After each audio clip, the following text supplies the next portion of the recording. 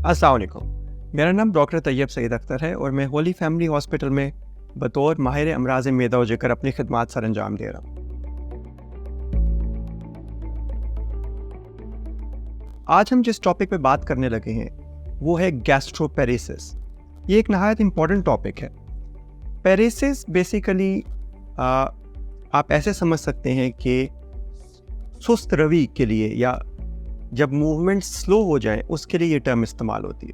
और गैस्ट्रो मैदे से निकला है, तो जब भी हमारा मैदा नॉर्मल से कम काम करना शुरू कर दे और उसके आगे कोई फिजिकल रुकावट भी ना हो तो टेक्निकली हम इसके लिए गैस्ट्रोपेरेसिस का वर्ड इस्तेमाल करते हैं। इसका एग्जैक्ट तायुन करना इसलिए भी मुमकिन नहीं है क्योंकि गैस्ट्रोपेरेसिस के लिए जो स्पेशलाइज्ड टेस्ट हैं जैसे कि सेंटीग्राफी, ये बहुत रेडीली अवेलेबल नहीं है और बहुत आसानी से नहीं हो पाते। और दूसरा, इससे मिलती जुलती कुछ ऐसी बीमारियां हैं जैसे कि फंक्शनल डिस्पेप्सिया, ये बहुत कॉमन बीमारी है। तो इन दोनों में इतना ओवरलैप है कि इनमें कई दफ़ा डिफ्रेंशिएट करना बहुत मुश्किल हो जाता है। ये पेशेंट जब हमें प्रेजेंट करते हैं तो इनकी आम अलामात यही होती हैं कि खाने के बाद मैदा बहुत जल्दी भर जाता है, मैदा भारी भारी रहता है, फूला फूला रहता है, अक्सर गैस की कंप्लेन करते हैं, नोज़िया वॉमिटिंग की कंप्लेन करते हैं, कई दफ़ा पेट में दर्द की भी कंप्लेन करते हैं।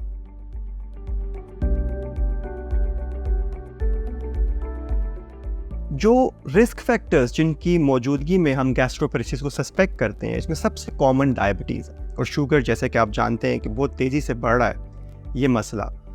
दूसरा बड़ा प्रॉब्लम वो हमारा सेडेंटरी लाइफस्टाइल है।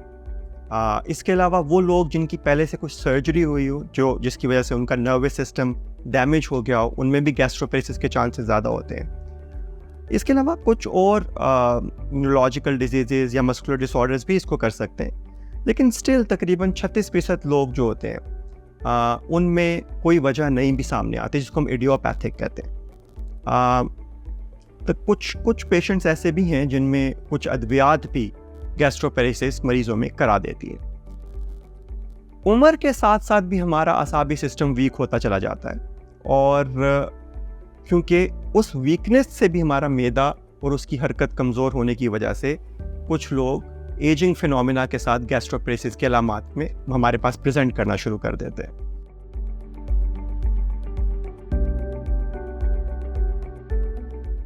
इसकी ट्रीटमेंट डेफिनेटली हमारे पास इनिशियली हम कुछ मेडिकेशन से पेशेंट को इम्प्रूव करने की कोशिश करते हैं, लाइफस्टाइल मॉडिफिकेशन का बताते हैं, जिसमें ख़ास तौर पे ज़ूद हज़म चीज़ें, थोड़ा थोड़ा खाना, लो फैट डाइट, लो फाइबर डाइट, ये सब चीज़ें आपको हेल्प कर सकती हैं।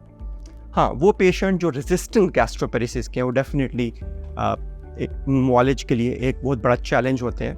But the good thing is कि अब हमारे पास उनके लिए भी अच्छी ऑप्शंस आ रही हैं, जिसमें कुछ सर्जिकल और कुछ मिनिमली इन्वेसिव ऑप्शंस जैसे कि जी-पोएम और इस तरह की ऑप्शंस मौजूद हैं जिससे गैस्ट्रोपेरेसिस को मैनेज किया जा सकता है।